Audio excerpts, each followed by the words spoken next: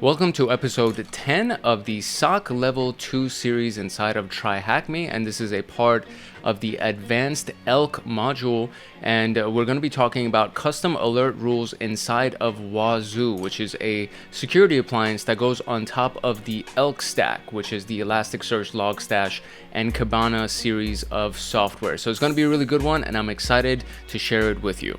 But first, this is Hackaholics Anonymous, the premier YouTube community for security professionals and hackers. When I started this journey, there were a lot of tools, there were a lot of resources and information that I didn't have. And at first, I started this channel as a way to collect ideas, tactics, and strategies for my own future reference. And then a community, which is you, gathered around it. And before I knew it, there were dozens of people, and then hundreds of people, and then all of a sudden, thousands of people. And as the time went by, through the comments and really a lot of self-reflection, I started to wonder how I could actually add more value to the community. Therefore, the idea for Hackaholics Anonymous popped into my head. And I very much love that name. A community of insiders who would be able to show their support and in exchange get some of my best value and a lot of my creations and the things that I really have been working a lot on that I want to give to you guys. So these are things like early access, merchandise discounts, members only videos, Python scripts that I've developed, both for cybersecurity administration, for pen testing, for system administration, a lot of cheat sheets, manuals, live trainings, personal coaching, and much, much more. And the intention behind this whole thing is, number one, to help you advance your knowledge and skills at a rapid pace, so much quicker than what you're getting right now.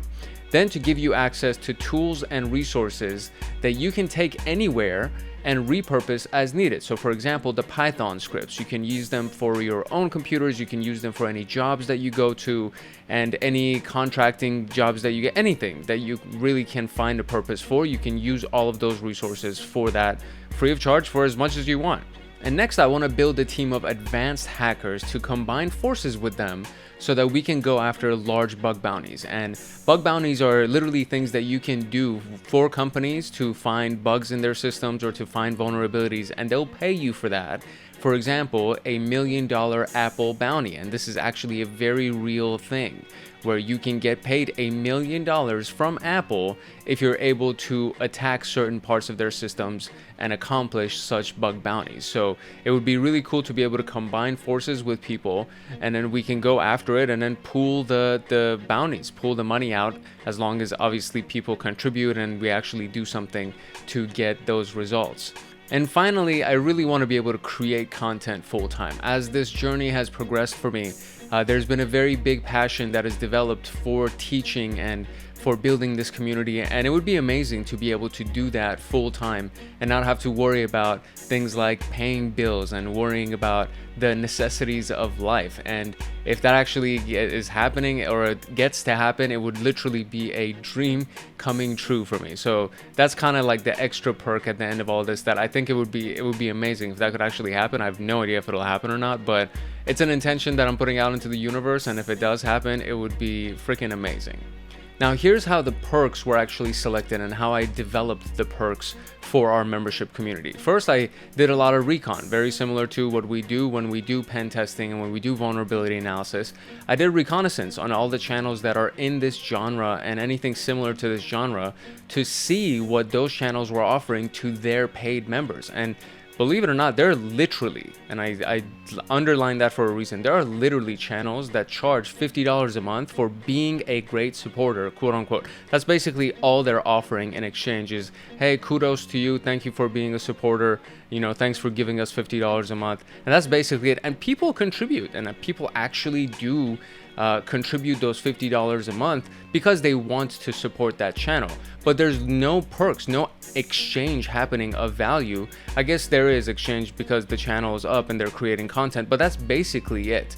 And the person is supporting the channel by offering them whatever they're offering per month. So there are no other extra perks that are attached to somebody becoming a paid member. And that feels to me, it feels a little bit unfair. So even on the lowest tier of the Hackaholics Anonymous perks, you'll at least get something in return for being a supporter, for actually adding value to our community by using your dollars and cents. So at the very least, we'll give you something in return for that. Now, this is tier 1. Tier 1 is the cyber supporter, and you get early access to new videos. So 24-hour early access to all the content that comes in, including the videos and tutorials.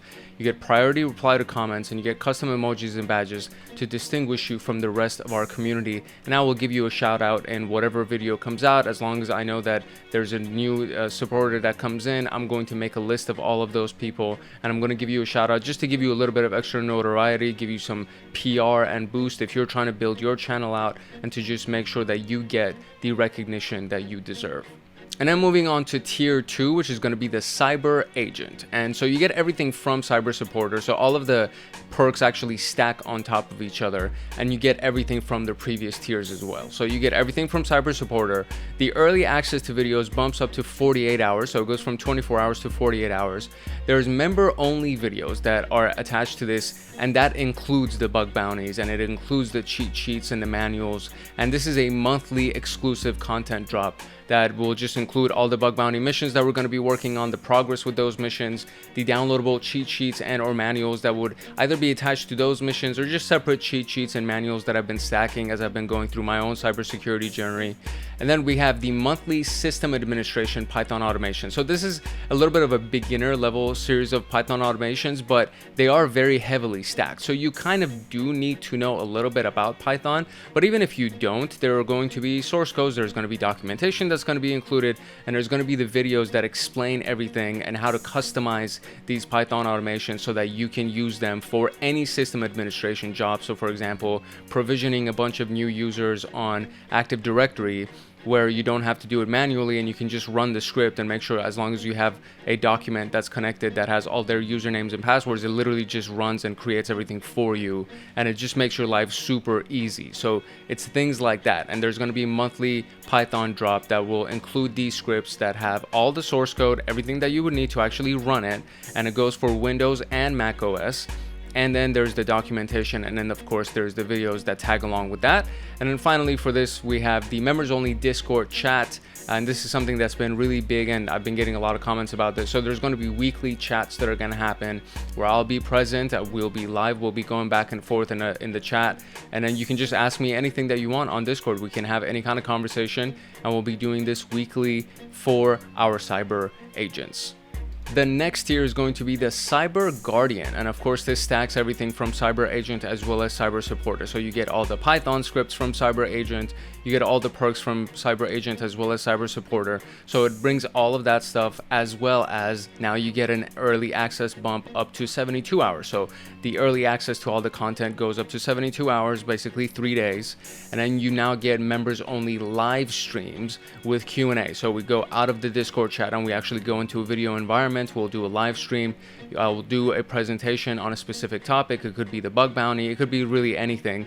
And then on top of that, we'll have a session for Q&A where you can just ask all of your questions, AMA, which is also Ask Me Anything, and we'll just go through whatever you need, talk about anything that you want. You can ask me anything about anything, and that'll be another perk. And then we also have the monthly cybersecurity administration automation. So this is going from system administration, and now it's going into CySec administration. So these are things that are now on the blue team side of things, the log analysis side of things, all of the activities that a cybersecurity admin is doing repetitively, that there's going to be a Python automation created, ready to go out of the box. And it includes obviously the source code, the documentation, and a video that goes into it. And this is now graduating from a beginner level code to an intermediate level code. And again, this, you could use this for anything. You could use it for yourself, you could use it for the jobs that you go on.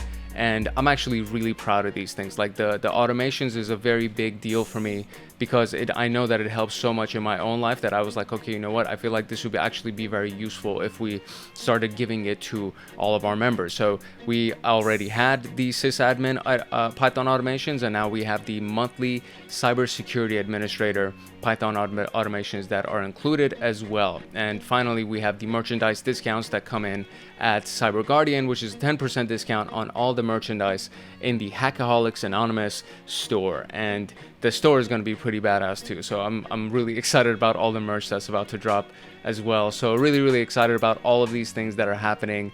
And honestly, I just hope that you guys enjoy it as much as I am.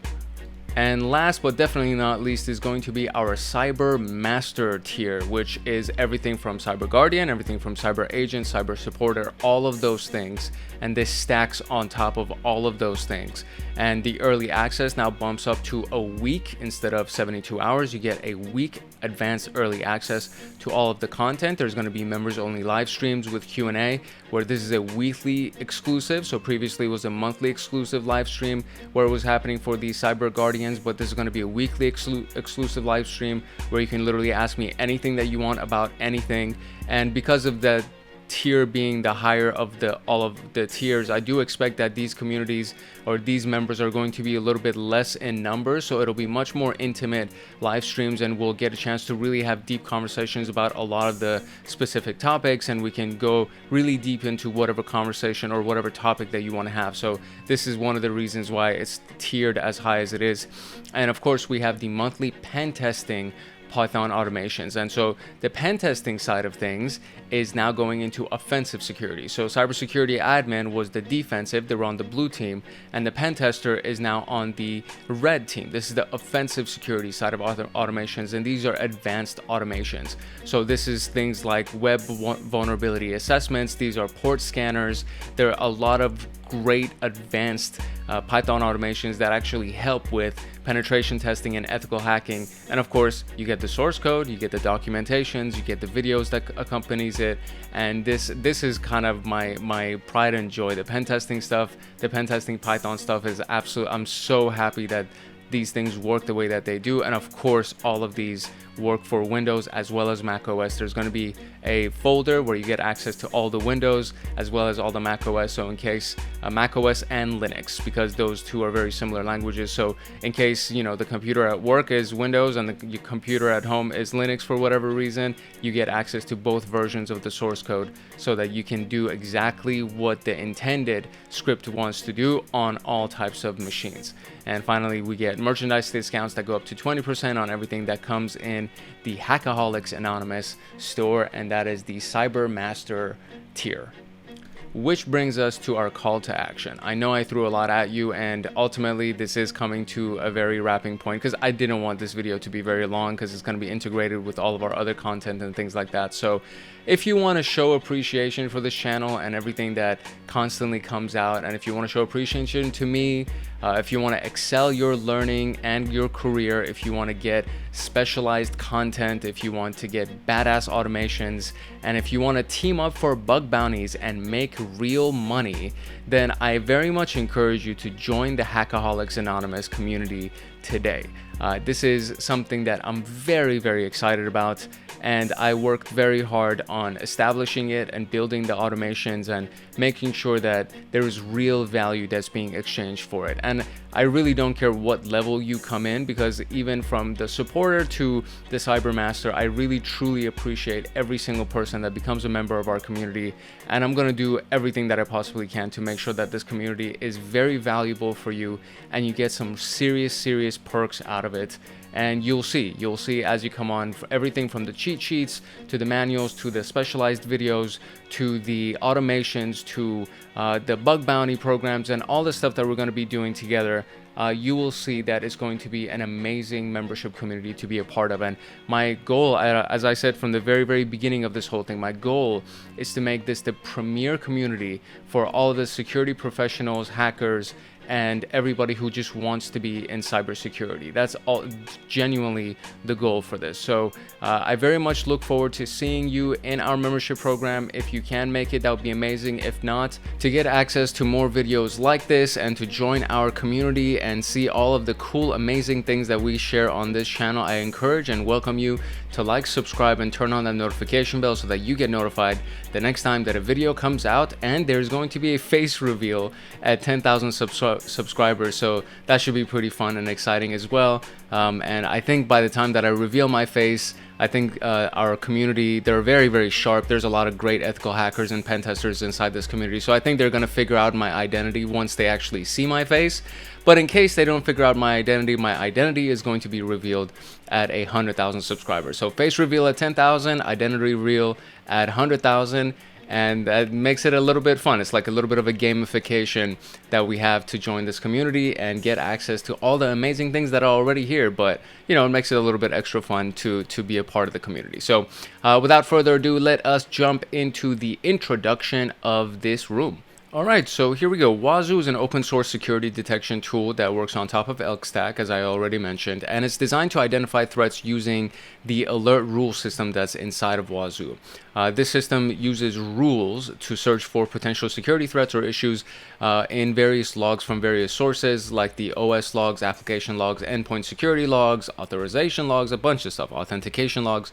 Out of the box, meaning that just general setup once you install it, Wazuh has a comprehensive set of pre-configured rules, and these rules cover a wide range of potential security issues, but there are still a lot of scenarios or risks unique to an organization that they may not cover, that these rules might not cover. So to compensate for this, organizations create custom alert rules, which is the focus of what we're going to be talking about in this room today.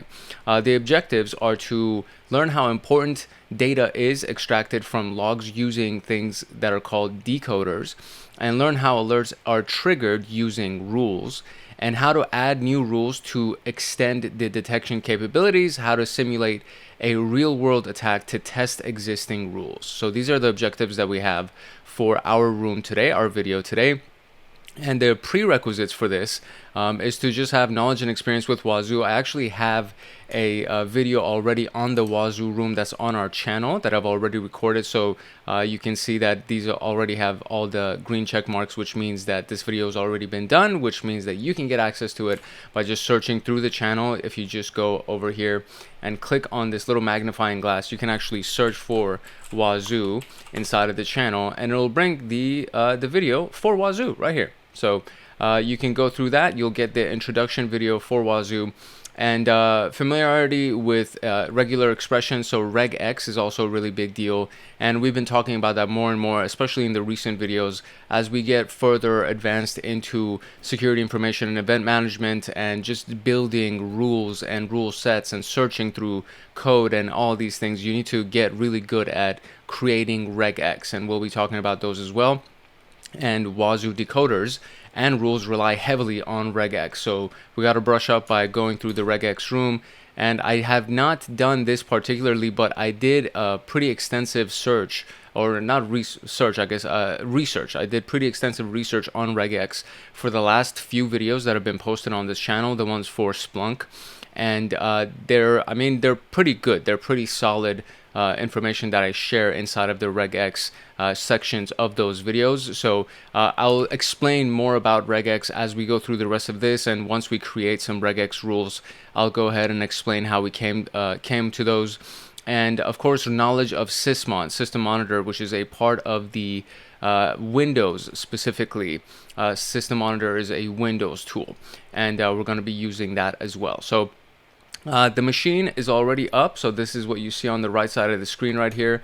This is essentially our Linux machine that has Wazuh, I believe, installed on it, and that's already up and running, so I don't really need to worry about that. So we can just move on to the next piece, which is decoders. So let's talk about what these things are. All right, one of the many features of Wazuh is that it can ingest logs, meaning it can take in log information from different sources and generate alerts based on the contents of those logs. Various logs can have varied data types and structures, and to manage this, Wazuh uses decoders that use regex, regular expressions, to extract only the needed data for later use. So that's one of the big things that we have to understand when it comes down to the various decoders that Wazuh has, is using our own regex or some of the ones that are already installed or pre-configured inside of Wazuh, so we can get the information that we actually need for later use. So understanding decoders, to help us better understand what they do and how they work, we're going to look at log files from a tool called Sysmon, System Monitor. As a popular tool, there's already a pre-existing decoder file for this inside of the Windows Decoders XML on Wazuh's GitHub page, this is the file specifically. So this is the Windows Decoder XML file. It's on the GitHub page for Wazuh. And this is basically it. I mean, there's literally blocks for just decoders, like a bunch of different decoder blocks that show you different versions of this. And then when you look at it, if we went inside of any of these things, let me see if I can zoom in more. When you look at it, these are basically regular expressions. So this is, this is the Windows date format, and it's a web log. And this is a regular expression pattern. This is a regular expression pattern. This is a regular expression pattern. And once you understand what this actually stands for, what these things mean, it's very, very easy to be like, oh, okay, I get the pattern design behind regular expressions, and they look very similar. I mean, there isn't too many things that are different about this, except in this one. So \D stands for digit, so numerical digits, and the plus sign gives you the option to have as many digits as are inside of the pattern. So it could be 1 digit, it could be 10 digits, right? And then you have a \S plus, which stands for space. So \S stands for space, and then S plus would be as many spaces as necessary. And then you have inside of parentheses, so this is a block right here. So if it's inside of parentheses, it's a block, and again, spaces. And then you have another one inside of parentheses that is digits, and it gives you as many digits. So that's basically it. That's literally the pattern. So once you understand what these things actually stand for, it is pretty easy to decipher what they mean and what they'll translate to once you are, trying to sift and sort through various log files. So this can be downloaded for the reference by clicking on this button right here. And this is kind of what it looks like, right? So once you actually have it, this is a portion of it. So Sysmon event ID 1, new, Windows, information, hashes, Microsoft Windows, and then this is kind of the pattern right here. So space, and then inside of the block right here, you have numerical digits, as many of them as possible, and that gives you the event ID. That's what you're looking for. Very, very simple, right? So you have the decoder name, which is at the top right here, Sysmon event ID, yada, yada, yada. Multiple decoder blocks can have the same name. Think of this as though they are being grouped together. Then you have the parent, which is the name of the parent decoder. So in this particular case, it's Windows, meaning that this thing belongs to the Windows parent decoder group. Pre-match uses regular expressions to look for a match. If this succeeds, it will process the regex option below, which is our pattern right here. And then we have the regex, which is using the regular expressions to extract data. Any string in between a non-escaped open and close parentheses is extracted. And then you have the order, which is containing the list of names to which the extracted data will be stored. And in this particular case, it's the IDs. So we're trying to apply this to the ID order, the list of names, right? So there are a whole lot more options that can be set for decoders. For now, we're only interested in the ones that are listed above. If you want to check out all the options, we can go to the decoder syntax page for Wazuh, which is right here. And you got all this good stuff that you can learn through and sift and sort through. We're not going to go through that right now. For us to know what data is being extracted or is supposed to be extracted, we need to look at an example of a log entry from Sysmon. So this is one log entry. This whole thing is one log entry, right? So you have the date, March 29th at this time, Windows event log, Microsoft Windows sysmon operational, yada yada yada yada yada. So to like sift and sort through this visually, manually, it's going to, I mean, even for the most intelligent person that is really good at looking at these types of things, it's like, okay, well, this can be overwhelming and it gets exhausting pretty quickly. But just looking at the overall view of this, I'm like, okay, you know what? I see these. So I see MD5 hash value, SHA-256 hash value. So I guess we're extracting hashes, or this is really important to try to find hashes from this. And then we just have general information like the current directory that it's in, which is Alberto's desktop, and then the user information, which is Alberto, login, group ID, so on and so forth, right? But we can see that probably the most important piece of the information inside of this are the hashes that are being extracted, right? So the login tree shows an example event, a Wazuh agent installed on Windows machine. It describes an event where the user ran a PowerShell script named test PS1 from his system using the PowerShell executable initiated by the Explorer. As you can see, there's a lot of data in there, and it's a decoder's job to extract them. So here we go, Explorer exe, right? And then we see where's the one that they ran, the test PS1 script. See, that's what I'm saying, right? Like, unless you really, I thought it was the hashes that was really important, but apparently there's this thing that's really important right here. So users Alberto desktop ran a PS1. PS1 is the extension for PowerShell script. So when you see that, you can see that, oh, okay, they ran a PowerShell script, and you can create a regular expression to extract all of the information inside of a log file that has PS1 attached to it. So you'd be like, oh, why are they running these particular PowerShell scripts, right? Once this log entry is ingested, all the appropriate decoder blocks will kick into action, where they will first check the pre-match option. So going back up here, this is our pre-match option, right? Information, and then look, hashes, right? So the decoder block of up will check if any strings match the regular expression information hashes.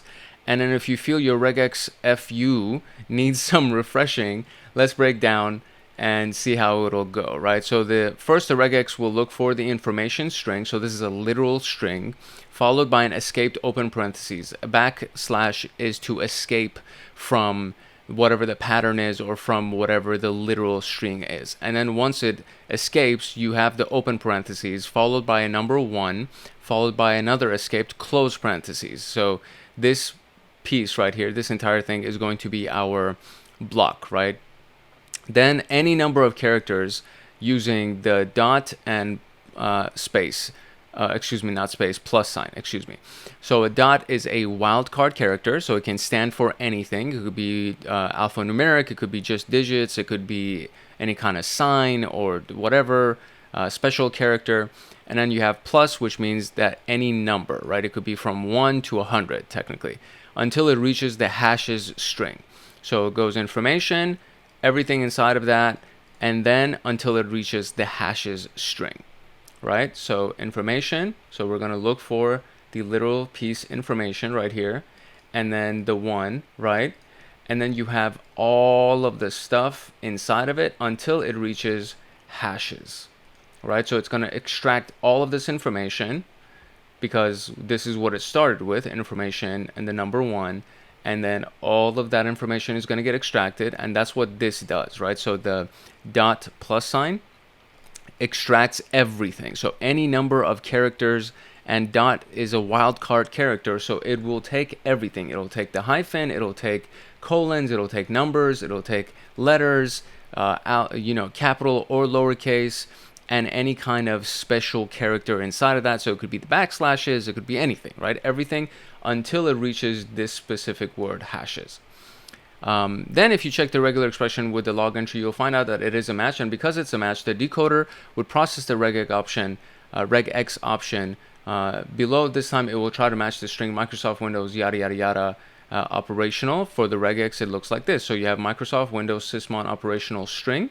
It's going to be this literal string, followed by any string of any length, which is the so you know what? An uppercase S. I mentioned this earlier, and I was reading it as a space, but it actually is a string. So an uppercase S is a string, and it's an any number, so any length, right? Followed by an escaped open parentheses followed by an open parentheses, meaning that this is where the extracted data will start. Then any digit of any character length, so numbers, right? Any digit of any character length. Then a closing parentheses, and this is where it's going to end. So this is the block right here. This will be our block of data. And then finally followed by an escape closing parentheses.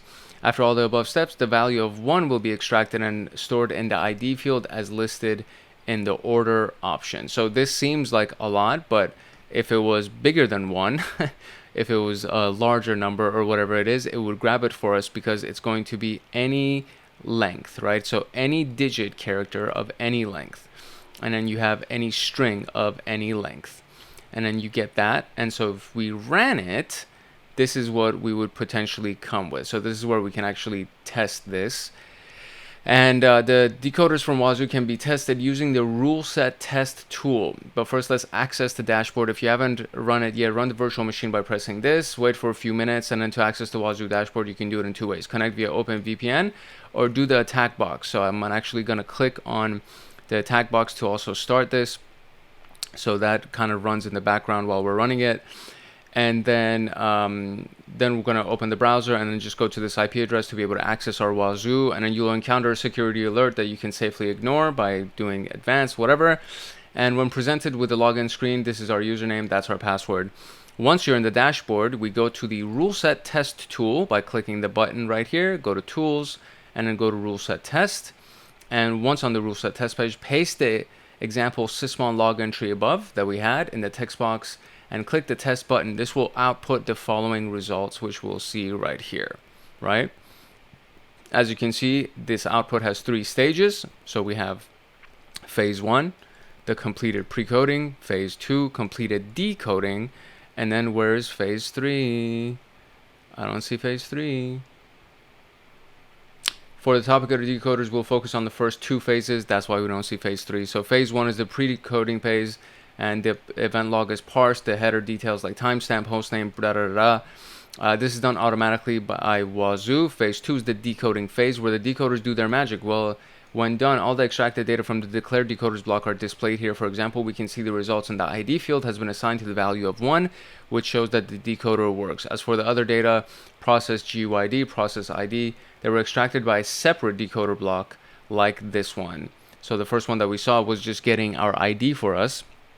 But this one right here is going to be getting our process GUID and the process ID and even the image and even the command line. All of that information is under the order section, and it'll extract all that data for us. So we're going to wait for our virtual. It's almost done. The attack box is almost ready.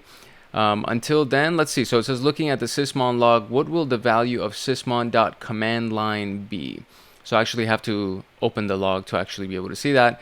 And then what would the extracted value be if the regex is set to user, etc., etc. So we can do all of that once this is actually loaded on our Wazuh. And I got to go and get this information right here. So I actually got to get this decoder from the Wazuh GitHub. So I'm going to copy this link right here. And the first thing I'm going to do is I'm going to go to that specific link and I'm going to download that rule set, our Wazuh rule set for Windows. There we go. So we're just going to download this bad boy right here. We got that raw file, perfect. And now we can go to our specific Wazuh instance, which is at 10.10.95.221. And then press enter. That should get us there. And then advanced, proceed, accept the risk and continue. There we go, Wazuh. There we go. And that's our username and password, and then we can go and apply the rule set. So let's do that.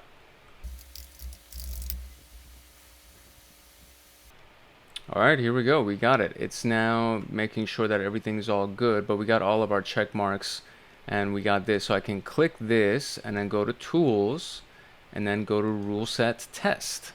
And inside of this rule set test, all I got to do is paste this sysmon entry, which is this thing right here. So let me copy this whole piece. And we're just going to paste this in here. Test it. There we go. We got it, right? So this is what we got.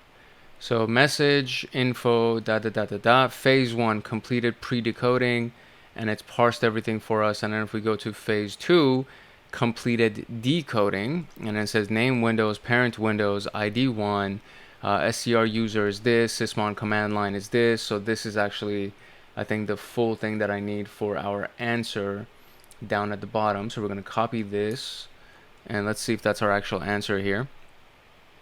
So what does the hint say?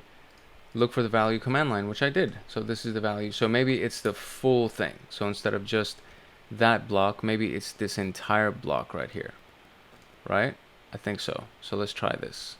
Yep, it was the entire block. So there's that. Now it says, what would the extracted value be if the regex is set to user s, etc., etc.? So we are going to go and see if we can even find that, or maybe if I need to change that. So let's see, it says the regex gets the value after the user string in the sysmon log. What is this value? So we are literally going to search for user inside of all this data right here. So I'm going to do a control F, and I'm going to search for user, and there it is. So this is what I got. And I think there's multiple instances of this. Yeah, it says 2 of something something. So let's try this first one. So we'll try this piece right here for our user. Let's see if that works. Yep, there you go. It worked. So, I mean, it already outputted the information for us. I just had to search through this entire thing for that specific word, which is user. And that's it. That's how you pull that information out. So, I mean, some basic tools always are like super freaking helpful. A lot of times you think that it's like complicated, or you got to do something that's super complicated to get the information from something, where all you have to do is just do Control F or Command F to just search through the data that's on the screen in front of you. And yeah, you know, if you can, don't make your life complicated. Just keep it super simple, you know. The power of somebody is to be able to take something complex and make it really simple. That's what makes you super powerful. So just like that, we were able to get our decoder information, and we were able to get the answers for our questions. So now let's talk about rules, and we're going to go a little bit deeper into the rule writing piece of Wazuh. All right, for some context, rules contain defined conditions to detect specific events or malicious activities using the extracted data from the decoders. So what we saw was a decoder, right? So these are decoders, right? So the rule is something that detects specific events or malicious activities. Essentially, malicious activities are specific events, right? So it detects these things using the data that the decoder extracts, right? So if I zoom back out here, this is the data that the decoder extracted, all of this information. That's the data that the decoder extracted. So once the data has been extracted by the decoder, the rule now searches through that stuff to find things that are of interest to us, cybersecurity analysts, security analysts. An alert is generated on the Wazuh dashboard when an event matches a rule. In this task, we're going to look at the pre-existing sysmon rules defined in the sysmon rules XML found over here. So here we go. Let's go and pull this up. So these are the sysmon rule XML, right? There's a bunch of them. So from here, we're going to look at some pre-existing stuff, and it can be downloaded for our reference. The downloader file contains multiple rule blocks, but we're going to focus primarily on blocks that look for suspicious sysmon events with an ID of 1. And this is an example of a rule, and this is for the SVC host executable that is inside of the sysmon image field. So this is the rule ID, right? The level is 12. If the group is sysmon event 1 and the field name is going to be sysmon.image, and inside of the field name you want to look for anything that has svchost.exe, this is going to be the description of it. The MITRE, which I think it's the MITRE rule. Yeah, this is the MITRE ID. So from the MITRE attack database, the MITRE ID is this, and then the group itself is the PCI DSS, etc., etc., and PCI stands for the Payment Card Industry Data Security Standard. So A rule block has multiple options. Rule ID is the unique identifier. Rule level is the classification level of the rule, ranges from 0 to 15. Each number corresponds to a specific value and severity. And we can look at the details of that here. So it says if the group specifies the group name that triggers this rule when that group has matched. So if the group specifies this name, right, then it triggers the rule. And then the field name is the name of the field extracted from the decoder. The value in this field is matched using regex, and the group contains a list of groups or categories that the rule belongs to. It can be used for organizing and filtering the rules. So the field name is where we have our regex pattern. So this is it. I believe that's going to be our regex pattern, or this is our regex pattern. I think it's actually this. No, this is the name of the field, and then this is the regex pattern, I believe. As with decoders, there are a bunch of options available. We can check everything out over here. Testing the rule. So we're going to go back to the rule test page, paste the exact log entry we used in the previous task.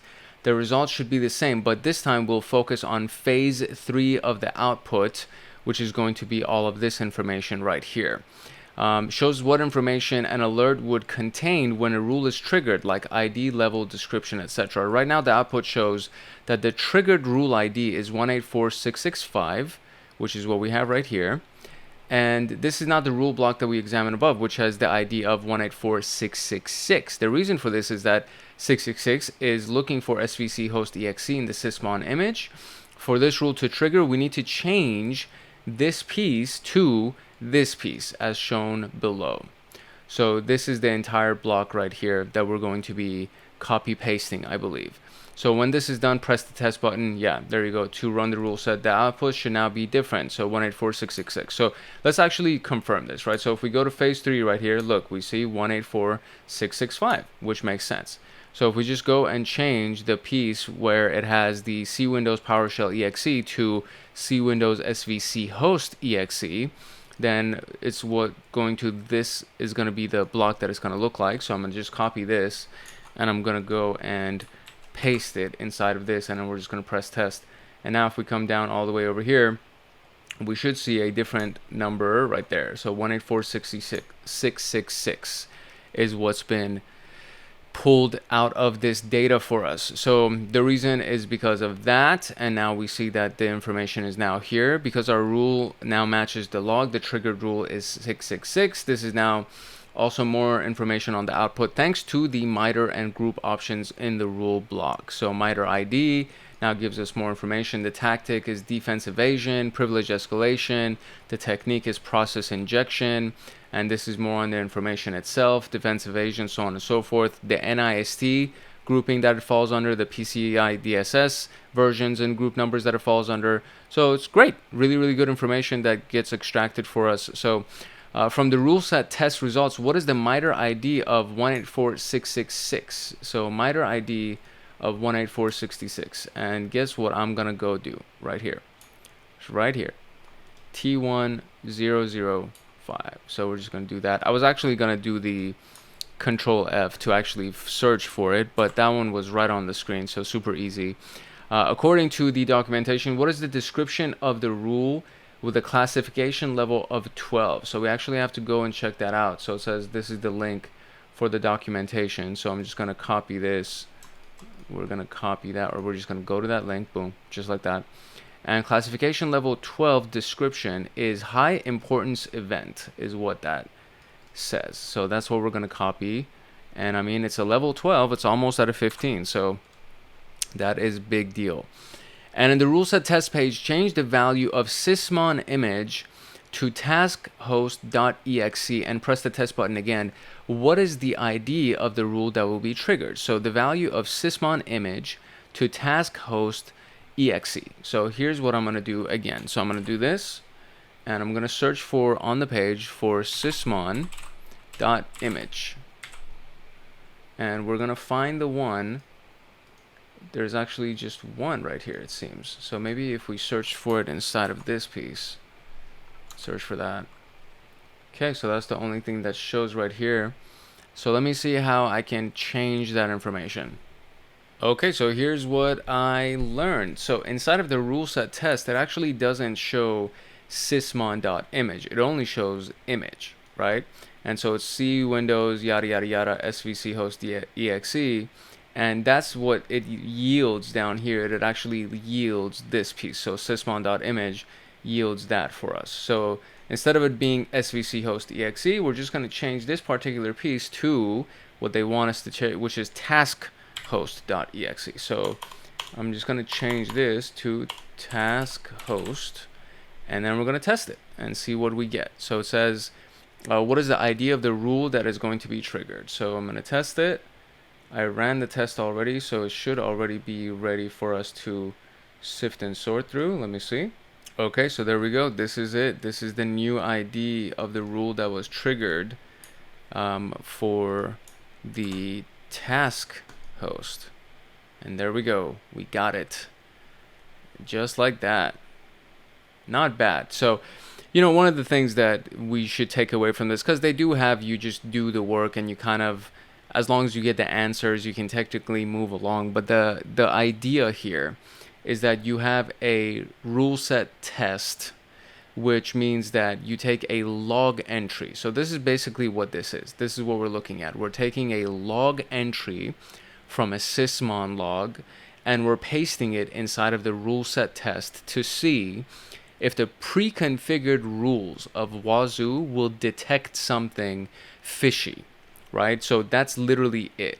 And in this particular case, they did. And in all the previous cases, they also detected something fishy that was kind of going on as well. So that's the whole purpose of this, is that, you know, once you have Wazuh installed, and once you want to make sure that all the pre-configured rules are working and the pre-configured decoders are working for you, you simply just go ahead and copy paste something from your log entry. So a sysmon log entry in this particular case, you copy paste an entry from your sysmon just to see if it'll actually go ahead and detect something for you. And even if you're not testing the rules and you are concerned, genuinely concerned about a particular entry in your logs, you can just go ahead and take that entry and bring it over here and test it. Now, this is manual testing.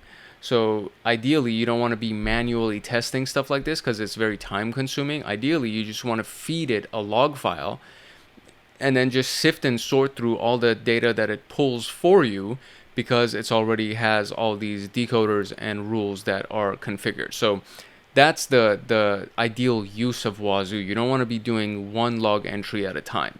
But this is just showing us that it does work, and they have the pre-configured rules and decoders, and it's pulling information really well, and thankfully that's really, really helpful for us. So now we can move on to the next piece, which is our rule order task. So let's see what this is all about.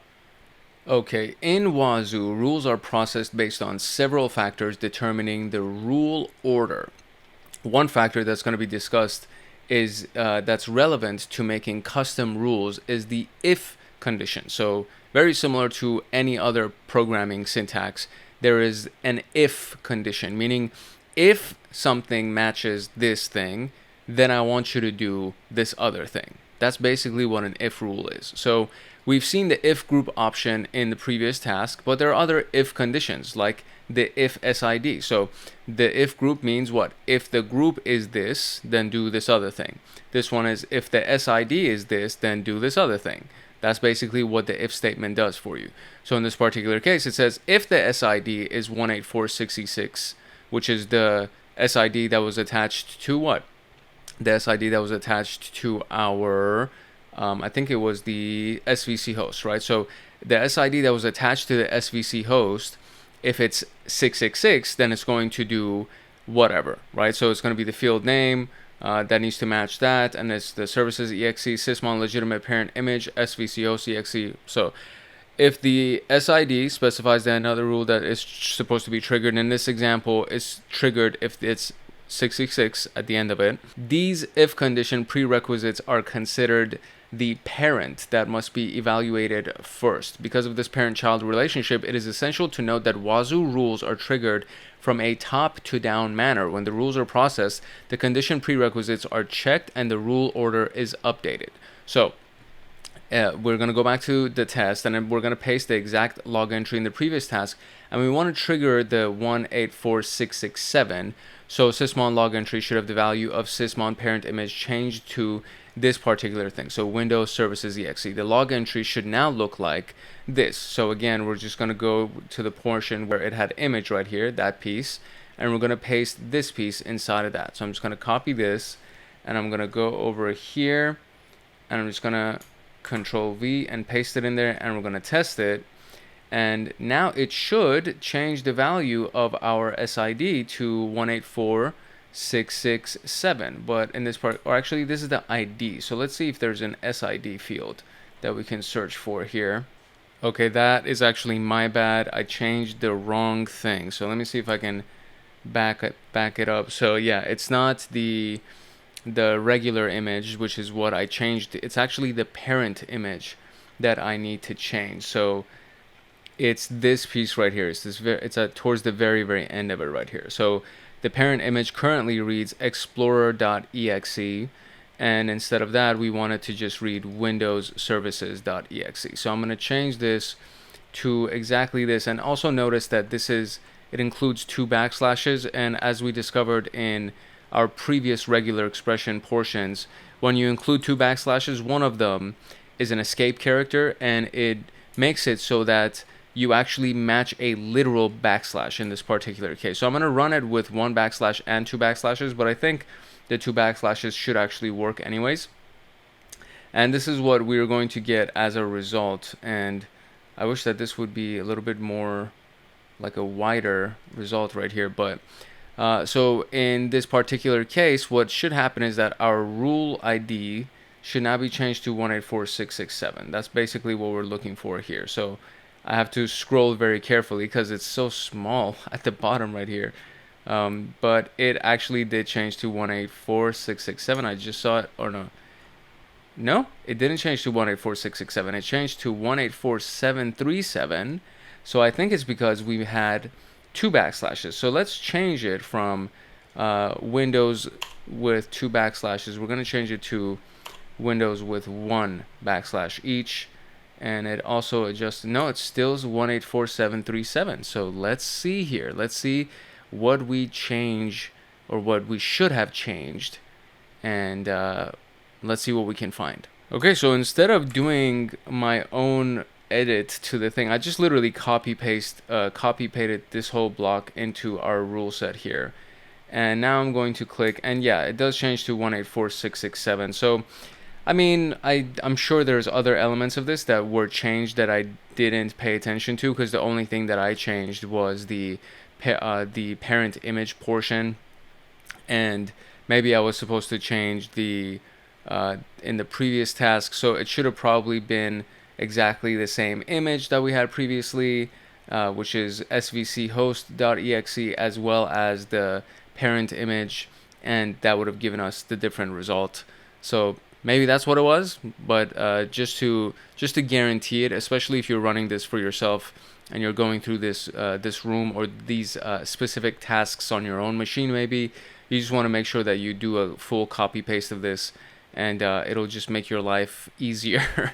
So yeah, that's what happens, right? So it changed our ID to 184667, and it pulled essentially no other data, it seems, at least in this example anyways. So in our particular case, we can see that it did pull this other information. Let me see if I can zoom out of this real quick, and let's see what we can find. It did actually pull other information from this. So level 0, description is all good, group is all good, and there's nothing wrong with it. So level 0 means that it's not priority. There's no big stuff that's triggered. The triggered rule is what we expected, but it's not shown in the output. However, is that before 184667 was triggered, Wazuh first checked FSID, the FSID statement, and found that the rule 1846 was a prerequisite. Before that, the Wazuh then saw that if the group was set to sysmon event, which is associated to 665, this goes on and on until all the chains or prerequisites are satisfied. So we can see that this is what is actually expected, but what you don't see is that before this was actually triggered, so if the SID 667 was triggered, first Wazuh checked that if the SID was this, right? Because that was a prerequisite. Before that, there's also something else that I had to check, is that if the group was this, which is associated with 665, right? So the SIDs themselves change for each variable or each element, but we don't see that it's doing all of those checks in advance. But it's not checking for all of that stuff in advance, because it's actually first checking for the group, because the only rule that we have here is if the SID is such and such, I want you to do such and such. But if the group is set to something else, it will change the associated SID or the rule ID, right?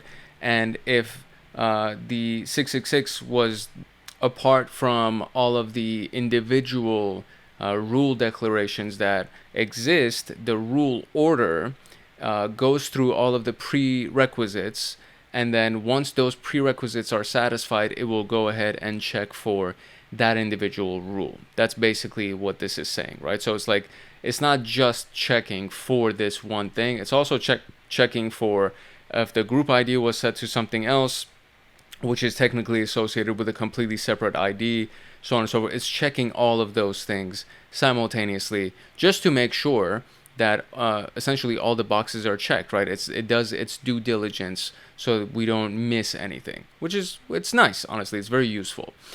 So the question here is that if the sysmon rules XML file, in the sysmon rules XML file, what is the rule ID of the parent 184717? So in the sysmon rules XML file, which I think I already have open here, right here. So sysmon rules XML, and then we're looking for what is the rule ID of the parent of 184717. So we're just going to copy this, and we're going to go here, and then you guessed it, we're going to find it, and there's only one instance of it, so there's only one thing right here. So this is the rule ID, and then now we're looking for the parent image, which is winit. Win init. Yeah, it's Windows initiate. There you go. I think that's what that is. So I don't know if that's the answer. So it's asking for what is the rule ID of the parent of this. So let's see. Okay, so since it's asking for the rule ID of the parent of this ID, so if we search for that 717 ID, this is what we get, right? So the parent image in this particular case, I believe is smss.exe, and this is the description. So if the parent image is this, we're looking for the rule ID of the parent. So we're going to copy this, and we're going to search for that. And there's a lot of different instances of this. So if the, let's see what I find here, because there's several different things right here. Okay, so I think it's actually this piece right here. So I don't believe we need to even search for this, because when I did search for it, it kind of sent me on a little goose chase. So I'm just going to take this SID information right here, because I think that's what this whole thing is trying to tell me. That whole last block that I was like really trying to, yeah, that is the correct answer. So the rule ID is this, which is what we expected. What's not shown is that before the rule ID was triggered, it first checked if the SID was 184666. And if that was the case, then it would have the group that was set to this, which is associated with that. So the SID, I believe, is the rule ID of the parent of this whole thing right here. So if we're searching for this as the rule ID, right, which is what we did. So this is the rule ID, and there's only one instance of that. So if that particular rule ID is that, there's only one other ID that's associated with this, which is the security ID, the SID, for this, which then correlates to the parent image right here. So this would be the security ID of the parent image, which is smss.exe. And that, thankfully, was the right answer. So we are now done with the rule order. And now we can go talk about writing some custom rules here. So let's do that. Let's have some fun with that. Okay, so as we've established so far, all the rules that come installed or out of the box with Wazuh are pretty solid. They're very comprehensive. but they don't cover all the use cases, especially when your company or whoever you work for has special needs or unique needs and requirements. So to compensate for this, we can modify or create new rules to customize for ourselves. So there are several reasons why we want to do this. You want to enhance the detection and capabilities of Wazuh. You're integrating a not so well-known security solution. You use an old version of a security solution. You recently learned a new attack and want to create a specific detection rule for it. You want to fine-tune a rule. There are a lot of different reasons. So we've looked at how Wazuh processes sysmon logs from Windows. So this time we're going to look at the audit D for Linux machines and whether it can detect file creation events in syscalls. This time we're going to be looking at the audit D rules, which is on the GitHub page as per usual. And this is going to be something that is the log item, right? So this is an example of an audited log or audit D log, audited. I think that's what really basically I think what that stands for. This is an example of the log, and we just have, log information, right? Very basic. It describes an event where a touch command, which is what creates a new file, probably as a root user, probably because I don't think we actually have an official evidence of that. So it was used to create a new file called malware.py, which is a Python file, in the log audit temp directory 1 directory. The command was successful and the log was generated based on an audit rule with the key audit Wazuh W. When Wazuh ingests the above log, the pre-existing rule below will get triggered because of the match of or the value of match, which is type equals create. And we can add local rules to this. So we're going to create a custom rule that will override the above rule, so we have more control over the information. To do this, we need to do the following. We need to connect to the server using SSH and then the THM TryHackMe password.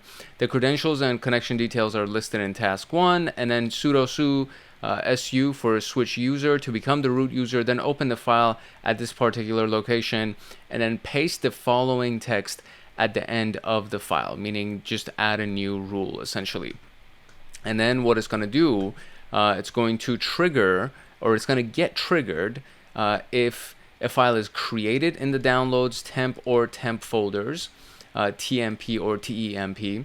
And we're going to kind of break it down. So the group name is audit. So we're setting this to the same value as the group rules in the audit rules XML. The rule ID is 100,002. So 100002, kind of irrelevant, doesn't really matter. The only thing is that each custom rule needs to have its own unique ID, and it's very similar to snort rules and Zeek rules and things like that. So custom IDs start from 100,001 onwards, meaning anything higher than that. And since there's already one that's existing at 100,001, we need to use the one that starts at 2, and it needs to be unique. That's the other thing, is that like the rule ID needs to be unique. It's very important. You need to see that right here. Level 3, we're setting this to a level 3, which is a successful authorized event, because the file created in these folders isn't necessarily malicious. If the SID, so if SID is 80790, we want the rule to be processed before this one. Field name is audit directory name. The string is matched using regex. In this case, we're looking for TMP, TEMP, or download matches. This value is compared to the audit CWD variable fetched by the audited decoder. And then we have description, which will appear at the alert. So variables can be here. Variables can actually be used here, which is in the format right here. So $ variable name, which is a PHP, I believe, PHP bash type of a format. And the group is for grouping the specialized alert, and we want to have it be the same value from rule 80790 right there. So you're going to save the file and run the code below to restart Wazuh, which is system control, restart Wazuh manager. And then we're going to go to the dashboard, do the rule test, and paste the sample audit log entry that we had above. And if everything goes well, we should actually see the following phase 3 output. So let us do all of those things. So the first thing that we got to do is we got to first make sure that we connect via SSH to our little machine here that we already have open. So I think I can just do it by going, there we go. So we have the terminal, And so the SSH is very simple. If you've never done it before, you just do the username at the IP address or the domain name. So in our case, it's THM at this IP address. And then it's going to give you, are you sure you want to continue connecting? And we do. And then we got to type in the password. And the password is never visible. So just make sure you type it correctly. And now we're in. So there we go. THM IP address such and such. So the next thing we got to do, we got to become a sudo user. So you do sudo su. And now you become actually, after you put in the password, you become a root user. So now you can see it went from THM and now I am a root user. So there we go.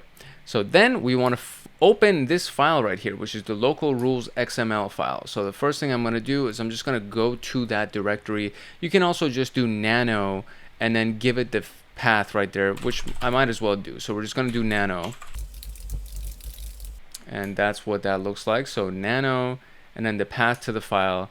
And that should actually just open the file for me. And there it is. There we go. And then so we just want to go to the end of the file and we want to paste this new group rule that we got. So I'm just going to hold down on my arrow and there it is. Okay, that's the end of the file. So very easy to do. Boom, paste that in there and then you do Control O, enter, and then Control X and you're out of there. So it's been saved and you're all good. So there you go. And we already went through the explanation. So the next thing we got to do is we got to restart the Wazuh manager to make sure that the new configuration that we just added is loaded. So that's why we restart any of these tools. You just want to make sure that new addition that we just added to our file right here, the local rules XML, we just want to make sure that actually gets loaded. That's why you got to restart it. Depending on the tool that you use, you know, Kibana or Logstash or any of those things, the restart time is a little bit different. And there we go. Wazuh just finished restarting. So that means I can go to my browser now and I can just refresh this page and I can go over here and take this log entry and paste it inside of my rule set. And hopefully we will actually get something with the ID 1000 or 100,002. So fingers crossed, run test. Let's see what we get. Okay, well, I rechecked every single line of this particular rule against the one that we had in our rule set, and I waited about 5 minutes and reloaded and restarted everything with the Wazuh manager, and still it didn't detect exactly what we needed. So that's kind of the current place that I'm at right now, where it's not doing what we wanted to do, because it's supposed to give me something similar to this where it says the ID is 1000, you know, 100,002, whatever, but it doesn't. It shows that ID is 80790, and that is a bit of the issue that we got right here. Now, one specific piece is that in the previous rule set that's available right here, there is nothing else that's available that has that same exact ID. So in our specific rule, it does have that. So it says if the SID is 80790, so on and so forth. So I think that this particular piece may be right. It's just not showing, you know, 100,002. So I think that might be the specific piece that could be different from what's going on in this particular case, because everything else is right. So the level is 3 right here, the level is 3 right here. We do have a description, we have groups, and all those things that have been done, and there was more than enough time for it to reset, as well as I checked every single line of the rule and everything that was being done, and I made sure that I copied only this specific chunk of text without any other text being added to it. So double checked everything. It just so happens to be that it didn't output the thing that we wanted it to output. So, or we thought it was going to output. I'll say that. So it didn't output this piece exactly, because it says you should see the following phase 3 output, and we don't have exactly this output. We have something similar to this output. So hopefully, based on that information, the answers to these questions should be fine. In this case, we want to know what the, first and foremost, it says, what is the regex field name used in the local rules XML? And if we just go up here, we can see in our local rules XML that we have this as our regex field name. So this is the $, audit.exe would be our regex inside of this. Audit.cwd could be it potentially, where it's looking for downloads, temp, TMP. So I believe it's audit.cwd or audit.exe. So it's one of those two. So I'm going to try CWD first, and then we'll see if it's the other one. Okay, so it is actually audit.cwd because the field name is audit.cwd, and then these are the various fields that we're trying to match with, so that one's fine. And the piece right here says, looking at the log, what is the current working directory, CWD, from where the command was executed? So if we go over here in our rule, the response that we got, it says audit created, and in this particular case we have verilog aud temp directory malware python. That could be it. And so let me see what it's asking for.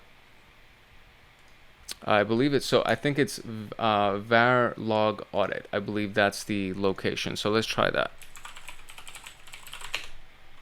Yeah, and that is indeed the case. So there we go. So we got our answers, and I mean, it is also similar to what was answered up here as well. So it could have been from this that you got the answer, or it could have been from this response that you got the answer. But in either case, it is correct. Both of the answers were correct. It's just that we didn't get identical response to this particular one, and I thought for whatever reason that we would get an identical response to this one. But because of the way that the rule has been designed and it's written, there is a rule ID, but the SID is 80790, which might be the reason why this particular thing doesn't match what we got over here. But we do have 80790, and everything else does match. So apart from that one piece where it's not 100,002, apart from that one piece, exactly everything else that we got is what we're supposed to get. So that is it for custom rules. And finally, we can now go into fine-tuning. You can fine-tune the custom rule by adding more child rules. So we have the parent rule, and you can add children, each focusing on specific related data from the logs. For example, you can use the values decoded by audited decoder as shown in phase 2 of the results of the previous test. So phase 2, completed decoding, name audited, parent audited, and then the arch, these IDs, so on and so forth. The above data can make our detection rules as broad or as specific as needed. The following is an expanded version of this that incorporates more of the logs data. So previous one that we made was this one right here. So audit 100,002, 80790, so on and so forth, all these things, right? The field name has changed. So audit directory name previously was audit.cwd, and that's changed. In this particular case, we have another one that we added to it, which is audit.file.name, and the SID. So check this out, right? So this is the rule ID, and the SID is now 100,002, which is the rule ID here. And then for this one, again, the new rule ID, and then the SID again is 100,002. And then now we have a new rule ID, and this is now referring to 100,003, which is this specific rule. And then you have another one that is referring to 100,005 as the parent. So you see the pattern of assigning a new rule to the previous pattern. So if the SID is 100,003, meaning this piece, then the rest of the rule itself applies. So audit file name, malware shell dropper, and in this case, again, audit file name, pi, sh, elfp, and then 100,005 right here is the parent for this one. So the audit file name is malware checker.py, false positive malware checker is for used our red team for testing. This is just a temporary exception. So this is what it says, right? So if we were to kind of go into these rules, we'll get some of the information. So the first rule, 100,003, says if inside of the audit file name you have the extension .py, .sh, .elf, .php, which is extensions for executable or scripts, right? So if it has this, then I want you to give me this information, which says this particular thing created a file with a suspicious extension, and this is the file name, and it's in this folder, right? So this is what it gives. Now, based on this rule, there's another one that was added to it. It says If inside of that you see malware, shell, dropper, or linpeas inside of that name, then I want you to give me created a file with suspicious file name, so on and so forth. So not only does it have to have this extension, but it should also have one of these names or these words inside of its name, right? So it has to have this word inside of its name for this rule to be triggered, and it has to have the extension of .py or whatever for these rules to be triggered. Now finally, it says, if inside of the file name you have malwarechecker.py, which it has the name in it, right? So it has malware inside of this name. So if the file name is this specific file name, then I want you to give me this, that it's a false positive because this file is actually used by the red team for testing and it's just a temporary exception, right? So first it checks if it has any of these extensions. And if it has any of those extensions, I also want you to check if any of these words are inside the name. And if any of those words are inside the name and the name just happens to be malwarechecker.py, then I want you to give me this message because we actually made this for our red team, or our red team made this for testing, right? So you can see how the rules expand on each other. And this is actually, it's like a very kind of like a simple pattern.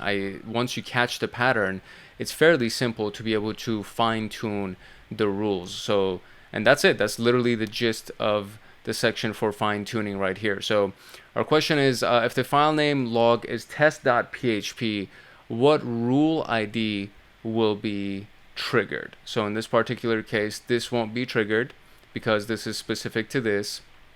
In this particular case, this won't be triggered because there is no test inside of it, so that'll be fine.